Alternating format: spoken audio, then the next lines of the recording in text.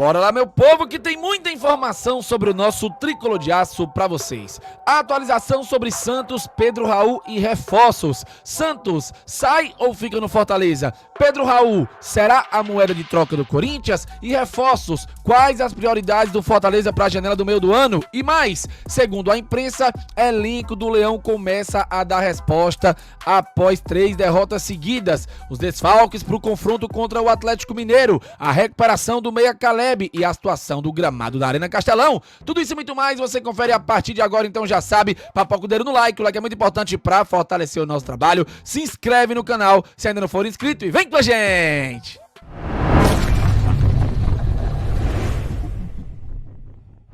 Começando mais um vídeo aqui no Expresso Tricolor, eu sou o PM, seja muito bem-vindo e bora lá pro giro de notícias de hoje, sexta-feira, dia 21 de junho de 2024. Já chega se inscrevendo no canal, que a gente tá muito perto de bater a marca dos 47.100 inscritos aqui no Expresso Tricolor. Então pega o link do vídeo e manda em tudo que é grupo de WhatsApp do Fortaleza que você e seus amigos participam. Bom, vamos começar falando sobre a situação do goleiro Santos, sobre o Pedro Raul, sobre reforços na janela do meio do ano no Fortaleza, porque ontem houve um debate muito interessante lá no Jogar a Segundo Tempo e o meu parceiro Breno Rebouças trouxe uma atualização sobre o caso. Confere aí. Vamos lembrar que na terça-feira à noite o Fortaleza divulga um comunicado dizendo que o Santos não está à disposição no mercado para negócio nesse momento. Isso ele queria falar, claro, em relação a essa janela que se aproxima. Nós estamos a 20 dias da janela de transferências abrir no futebol brasileiro. E o Fortaleza emitiu esse comunicado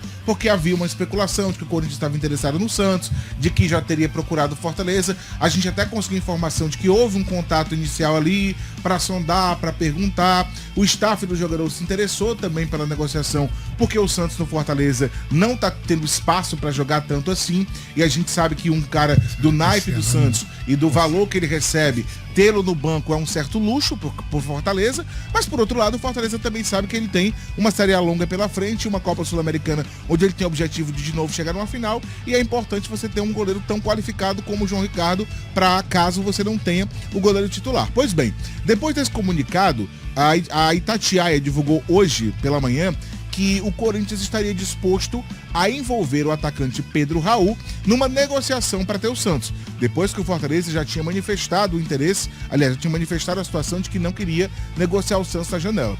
E aí surgiu essa informação, a gente foi buscar e saber o que tinha de veracidade.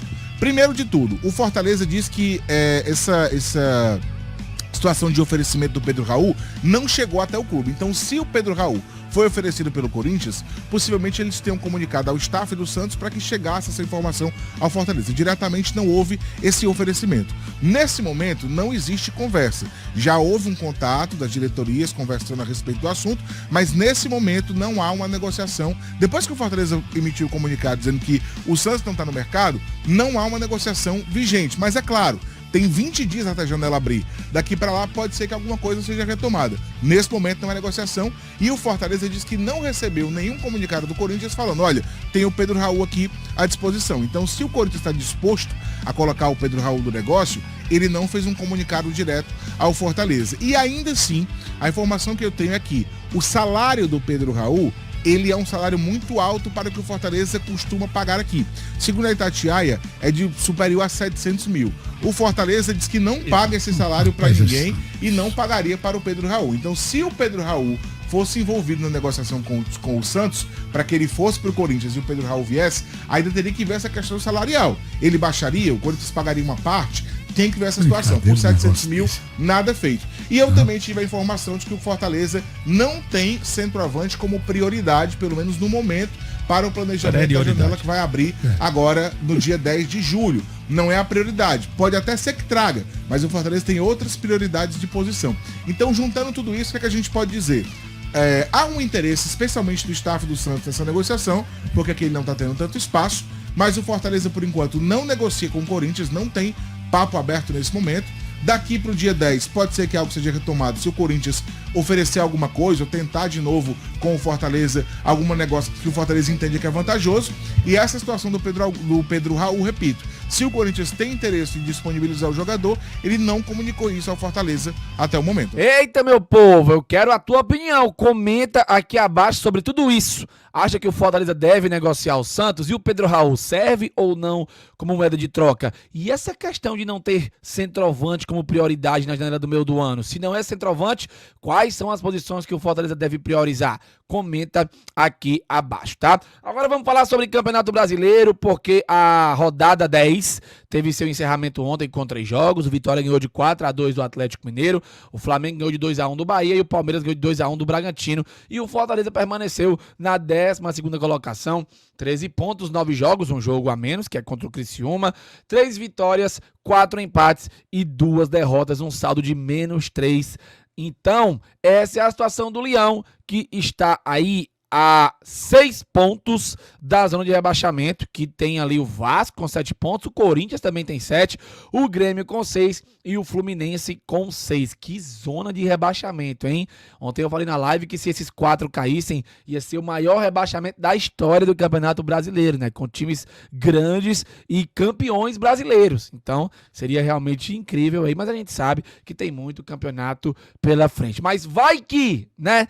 Bom, segundo a imprensa, o Fortaleza deu uma resposta ao seu torcedor e também a si mesmo na vitória por 1-0 sobre o Grêmio. Segundo o André Almeida, no futebol, é óbvio que vencer é algo sempre importante que traz impactos positivos, mas tem algumas ocasiões que a vitória não é apenas relevante, como necessária. O resultado ontem foi imprescindível. A partida do Fortaleza contra o Grêmio era uma dessas ocasiões. O Leão vinha de 3 derrotas, sem jogar bem, até que jogou mais ou menos contra o Bahia e teve uma goleada constrangedora contra a equipe do Cuiabá, jogando fora de casa. Era preciso dar uma resposta e contra o Grêmio, após a vitória, independente da circunstância, a vitória veio e a resposta também. O placar foi magro, poderia ter sido mais elástico, mas também poderia ter sido pior, caso o Grêmio tivesse marcado aquele gol ali que o jogador Nathan Fernandes perdeu já nos minutos finais ali da partida. De todo modo, a resposta necessária, que era a vitória, foi conquistada. Na conta, mais 3 pontos importantes na tabela, que servem também para, quem sabe, voltar aos trilhos